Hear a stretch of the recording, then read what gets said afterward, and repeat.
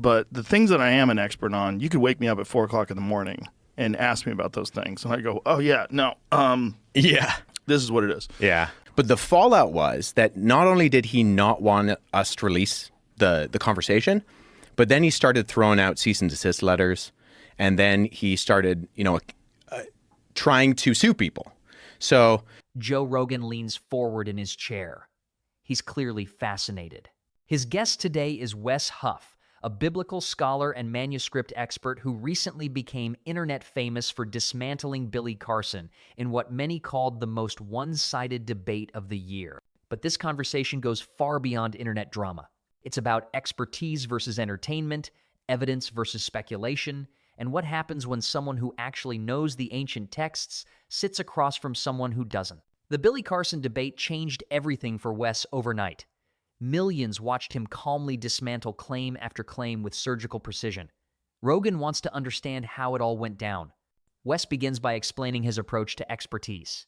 He's not the type to claim mastery over everything, but when it comes to biblical manuscripts and ancient Near Eastern history, he knows his material cold, the way a martial artist knows every technique in their arsenal, or how a comedian understands timing and delivery. True expertise runs deep.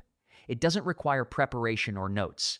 It just flows. It seems like he does not have that, and he is a wonderful talker, and it's a lot of fun. I like watching his videos. I love all that ancient history stuff, and even the most ridiculous tinfoil hat aspects of ancient. It's fun. it's entertainment. But I know Rogan nods knowingly.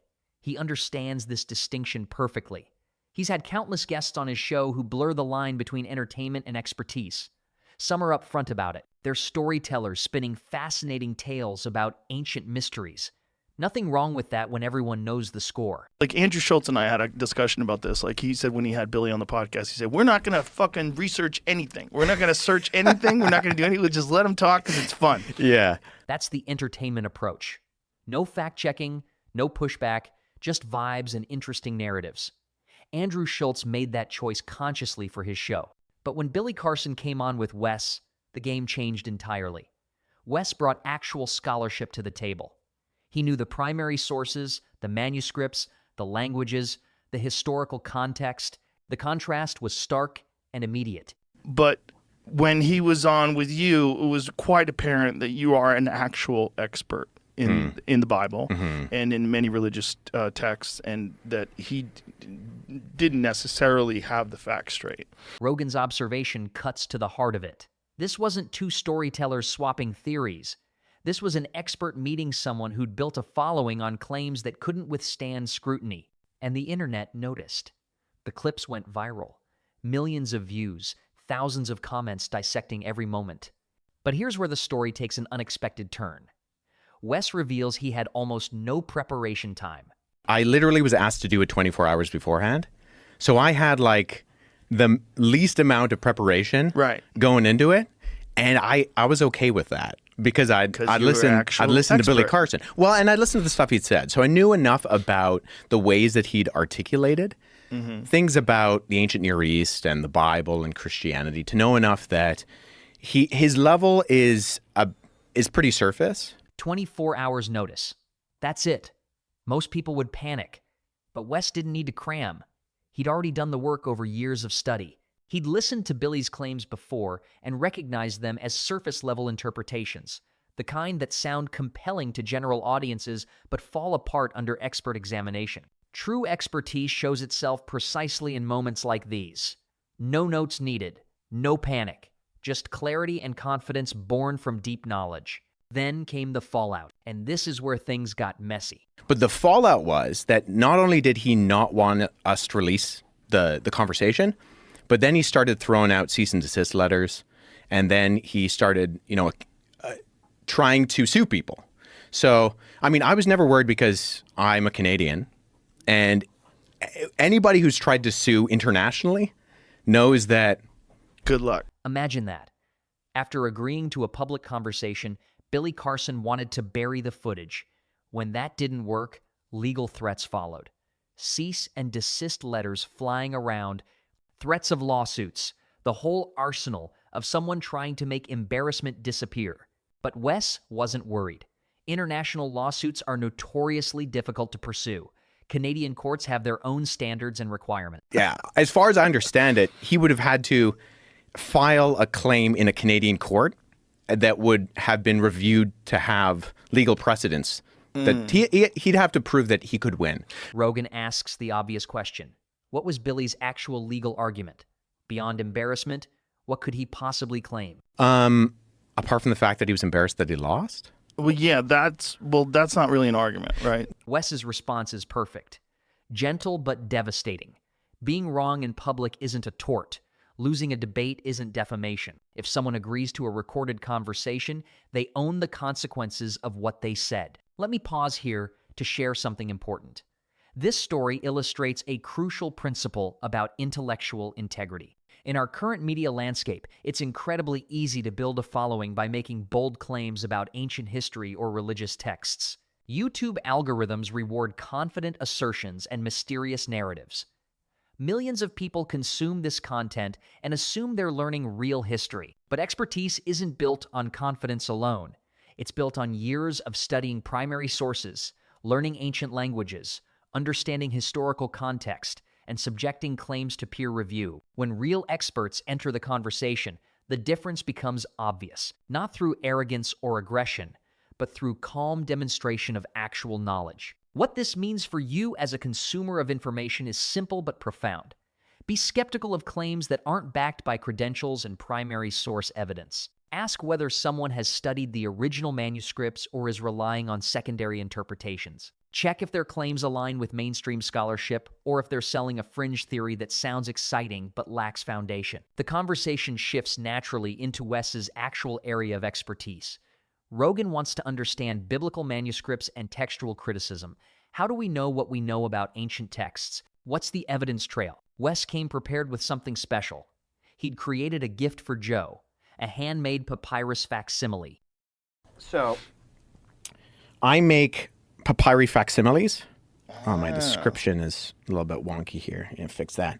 So you were talking about like what is our oldest manuscript evidence? So this guy is P52. John Ryland's 457.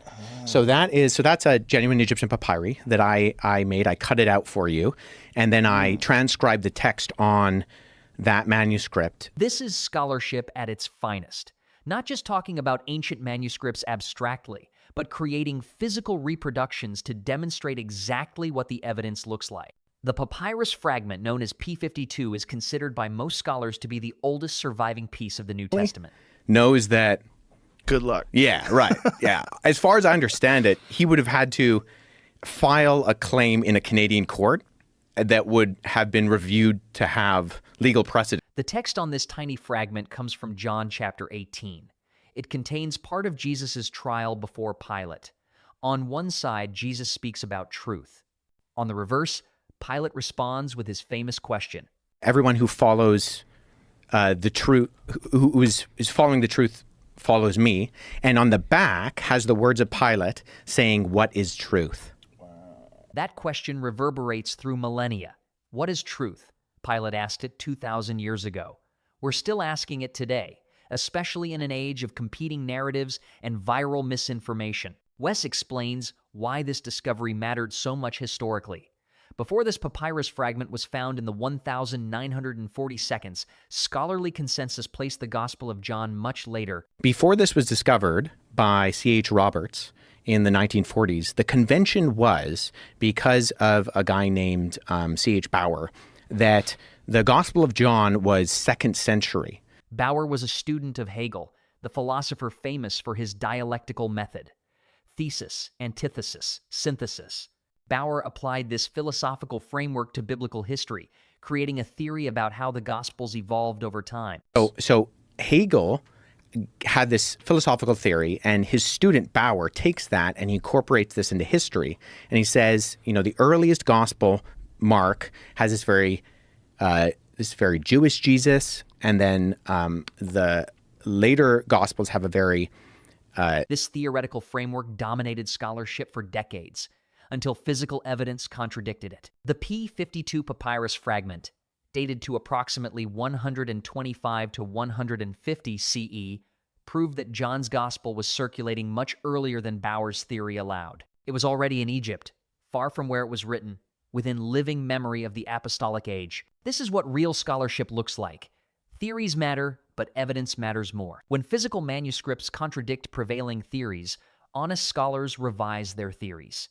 Rogan brings up an interesting parallel. He's been following discussions about dark matter and dark energy in physics.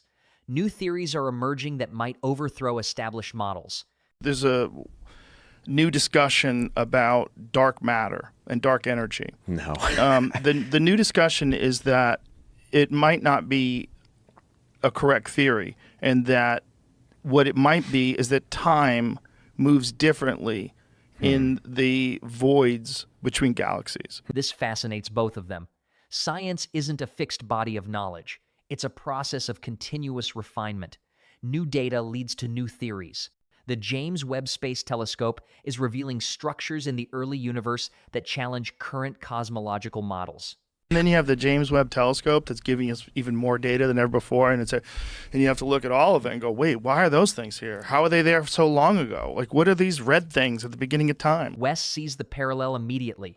History works the same way. I think we get that in history too, whereas we have these kind of what we think are established conventions, and then all of a sudden we discover something and it like completely overthrows the ideas that we have. Like Clovis first. Yeah. Göbekli Tepe is the perfect example. Before its discovery, archaeologists believed complex religious architecture required settled agricultural societies.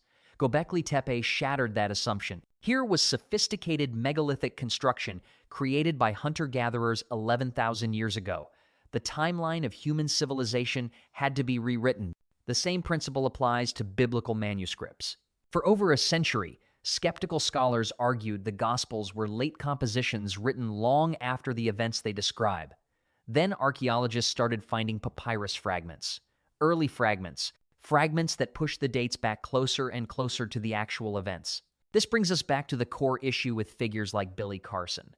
They build followings by making claims that sound revolutionary but ignore or misrepresent the actual manuscript evidence. They suggest massive conspiracies to hide texts or distort history, but anyone with access to the manuscripts themselves can verify what they actually say. Wes represents the opposite approach. He doesn't claim secret knowledge. He points people directly to the primary sources. He even makes physical reproductions so people can see exactly what the evidence looks like. With a scalpel, and then I transcribe the text on. You did a great job, dude. And this is, you nerded out. I know. I'm for real nerded out. Rogan's genuine appreciation shows through. This is the kind of guest he loves. Someone who isn't just talking about their field abstractly, but bringing the actual artifacts and evidence to demonstrate their points. This is education as entertainment, but education that respects the intelligence of the audience. The conversation weaves between different topics, but certain themes keep emerging. Evidence matters. Expertise matters. Intellectual honesty matters. These aren't abstract principles. They have real consequences for how we understand history, religion, and truth claims in general. When someone makes confident assertions about ancient texts without knowing the languages, without having studied the manuscripts, without understanding the scholarly consensus and where it comes from, they're doing entertainment, not education. And that's fine if everyone understands the game. But when audiences believe they're getting real scholarship, there's a problem. Wes's approach offers a better model. He knows his limitations. He studies the primary sources. He engages with the best arguments on all sides. He changes his mind when evidence warrants it. And he's willing to defend his conclusions publicly against critics, knowing that his claims are based on demonstrable evidence rather than speculation. The Billy Carson debate went viral because it showcased this contrast so clearly. On one side, confident assertions and emotional appeals. On the other, calm citation of actual sources and manuscript evidence. The audience could see the difference immediately. What made it even more striking was Wes's demeanor throughout. He wasn't aggressive or condescending. He simply asked questions and provided evidence. He gave Billy every opportunity to support his claims with primary sources. The fact that those sources never materialized spoke volume. This is why Billy wanted to bury the footage. This is why the cease and desist letters followed. When your public persona is built on claims that can't withstand expert scrutiny, facing an actual expert in real time creates problems. The internet doesn't forget. The clips get saved and shared. The receipts remain. But beyond the drama, beyond the viral clips and memes, there's a deeper message here about intellectual integrity. In an age of information overload, when anyone can build a platform and make bold claims, we need better tools for distinguishing real expertise from confident performance. Real experts can cite their sources. They know the history of their field and where the scholarly debates lie. They acknowledge uncertainty where it exists.